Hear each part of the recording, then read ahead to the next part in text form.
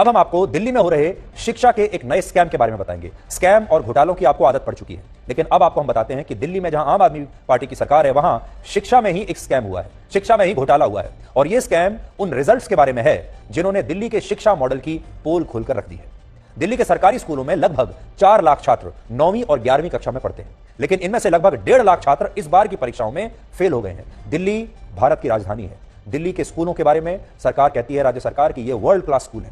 फिर 1.5 लाख बच्चे 9वीं और 11वीं के फेल कैसे हो गए, आज बड़ा सवाल ये है। इनमें 9वीं कक्षा का रिजल्ट लगभग 60% रहा और 11वीं कक्षा का रिजल्ट लगभग 70% रहा। यानी 11वीं में इस हिसाब से औसत निकालें तो 9वीं और 11वीं कक्षा में पढ़ने वाले लगभग 35% छात्र दिल्ली में सरकारी स्कूलों में पढ़ने वाले फेल हो गए। और यही दिल्ली सरकार का असली शिक्षा मॉडल है, जिसकी अब पोल खुल गई है और सरकार चाहती है कि यह बात बाहर किसी को पता ना लग जाए।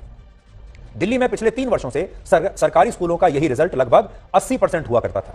और इस दौरान अरविंद केजरीवाल ने और दिल्ली के पूर्व शिक्षा मंत्री मनीष सिसोदिया ने लगातार पूरी दुनिया में इसका प्रचार किया और कहा कि दिल्ली की सरकार ने दिल्ली के सरकारी स्कूलों की सूरत पूरी तरह बदल दी है और दिल्ली के स्कूल शिक्षा के मामले में आज पश्चिमी देशों के शिक्षा मॉडल को भी टक्कर दे रहे हैं। दिल्ली में जो सरकारी स्कूल हैं वो वर्ल्ड क्लास स्कूल बन चुके हैं।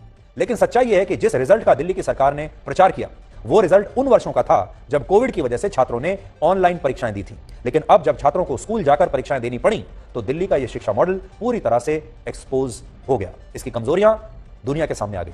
हमारी टीम जब आज इस खबर से जुड़ी जानकारियों को इकट्ठा कर रही थी तो इस दौरान हमें कुछ छात्रों की आंसर शीट्स मिली, जिससे यह पता चलता है कि जो छात्र दिल्ली के सरकारी स्कूलों में 9वीं और 11वीं कक्षा में पढ़ते हैं, उनमें से बहुत सारे छात्रों को हिंदी में एक सेंटेंस लिखना भी नहीं आता, हिंदी भाषा लिखनी भी ठीक से नहीं आती। और बहुत सारे बच्चे तो ऐसे हैं जिन्होंने अपनी आंसर शीट्स खाली छोड़ दी या फिर अपनी आंसर शीट में प्रश्न लिखकर ही छोड़ दिए ताकि प्रश्न लिखने के ही उन्हें कुछ अंक मिल जाए। यानी सिर्फ क्वेश्चन लिख दिए, उसका जवाब नहीं लिखा। मैं कुछ आज लेकर आया हूं आंसर शीट्स, आपकी स्क्रीन पर भी है। आप देख सकते हैं जब इन आंसर शीट्स को चेक किया गया तो बहुत सारे बच्चों को 80 में से 2 नंबर मिले, किसी को 80 में से 4 नंबर मिले, जो आपकी स्क्रीन पर मैं दिखा रहा हूं।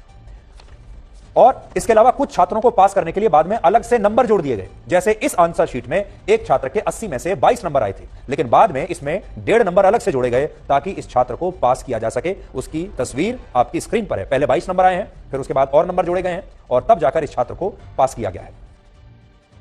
दिल्ली सरकार के शिक्षा विभाग ने 31 मार्च को खुद ये रिजल्ट अपनी वेबसाइट पर अपलोड किया था। लेकिन जब सरकार को यह लगा कि ये रिजल्ट दिल्ली के सरकारी स्कूलों की पोल खोल रहे हैं तो इस रिजल्ट में संशोधन के लिए एक और सर्कुलर जारी किया गया और सरकारी स्कूलों के शिक्षकों को इन नतीजों की फिर से समीक्षा करने के लिए कहा गया।